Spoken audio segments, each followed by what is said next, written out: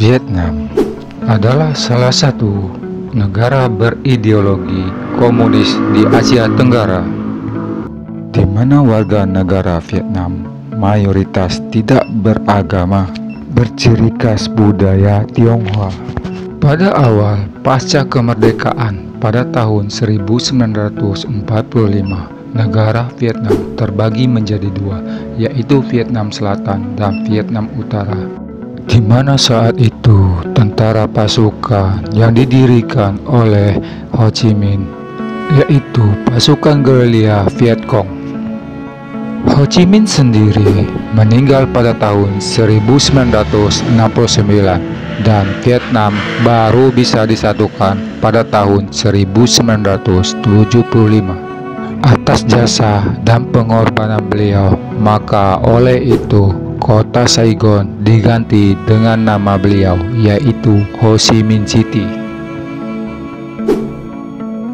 Vietnam sendiri termasuk negara berkembang, di mana pendapatan per kapita per tahun adalah sekitar 4.500 ribu dolar Amerika, mana pendapatan per kapita tersebut di bawah pendapatan per kapita Indonesia.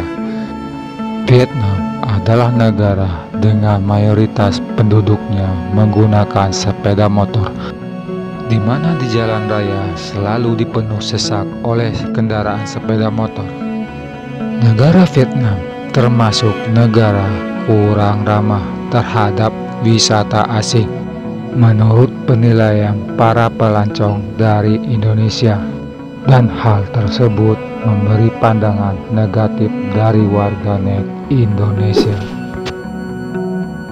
Dari sektor pangan, negara Vietnam adalah salah satu pengimpor beras terbesar di dunia, di mana saat ini negara Vietnam mampu mengimpor beras ke seluruh dunia, termasuk Indonesia, di mana saat ini negara Vietnam dan Thailand merupakan lumbung padi di Asia Tenggara.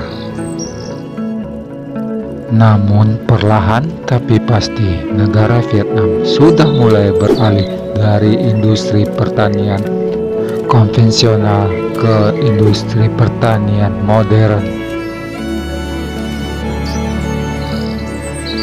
Pada masa 2 dekade terakhir, Vietnam mulai gencar berinvestasi di bidang teknologi digital, yang tidak kalah mengejutkan bagi warganet Indonesia, di mana Apple lebih memilih berinvestasi di negara Vietnam, di mana bangsa pasarnya yaitu lebih banyak di Indonesia.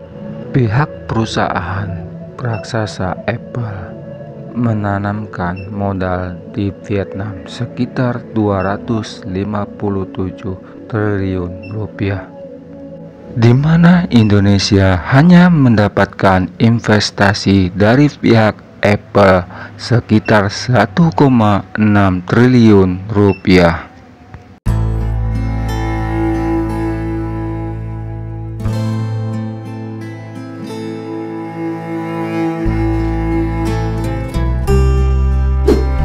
Dari segi faktor keturunan, Vietnam bagian dari negara Tionghoa, di mana garis wajah Oriental dan berakar budaya yang sama pula.